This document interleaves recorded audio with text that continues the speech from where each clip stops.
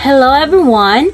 In this presentation, we look at two important studies about indigenous people's rights in the Philippines. The first study by Medallion Rivero focuses on Basilan, Sulu, and Tawi-Tawi, known as Basulta, and how Ipra has affected indigenous empowerment and self-governance. The second study by Ciencia examines the National Commission on Indigenous Peoples, or NCIP, and evaluates its performance in implementing EPRA at the national level. Together, these studies show us both the local and national realities of indigenous governance. With that overview in mind, let's now explore the various stakeholders involved in these cases. Ms. Arnold, please take it away. In this case, several stakeholders are involved.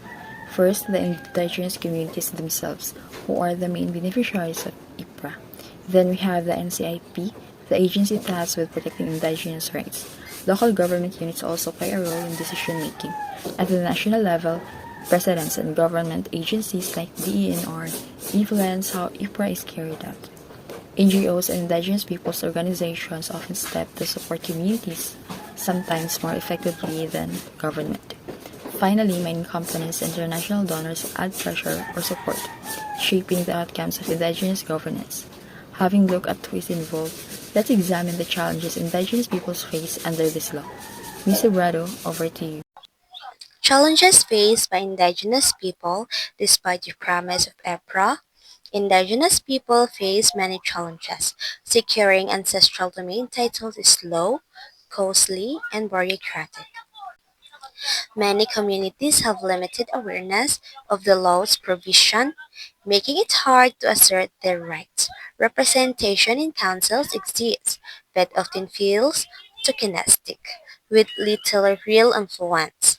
Cultural barriers mean indigenous knowledge is undervalued. Politically, NCIP is vulnerable to presidential control and shifting mandates. Conflicting laws like the Mining Act, weaken IPRA's impact, and external trades such as logging and mining continue to endanger ancestral lands. Turning to the bright side, let's now focus on the empowerment opportunities IPRA has created. Back to Miss Salma. On the positive side, EPRA has created opportunities for empowerment.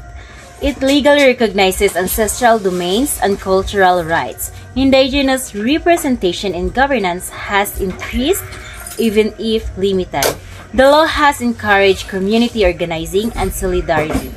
Cultural preservation is supported, and NGOs have become strong allies in advocacy and service delivery. International organizations like the World Bank and UNDP have also provided funding and support. These opportunities show that empowerment is possible, but it requires stronger institutions, capacity building, and genuine respect for indigenous voices.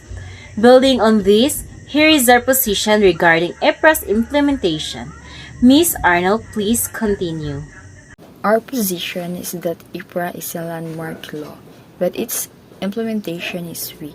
The NCIP needs reform to truly fulfill its mandate. We propose strengthening NCIP's independence, harmonizing IPRA with other laws, and increasing its budget and qualified staff. Indigenous participation must be meaningful, not symbolic. We also believe peace and participatory governance can help by promoting respect, dialogue, and shared decision making. Empowerment must go beyond policy. It must be felt in everyday life by indigenous communities. Finally, let's conclude by reflecting on a key question for us all. Ms. Obrado, please close the presentation. To close, we ask this question. Can indigenous self-governance truly thrive under a state system that prioritizes economic interests over ancestral rights? This invites us to reflect on the balance between development and justice. In conclusion, IPRA offers hope, but real empowerment requires political will, institutional reform, and community leadership. Indigenous rights must be protected not just in law, but in practice, policy, and everyday governance. Thank you, and we look forward to your thoughts in the discussion.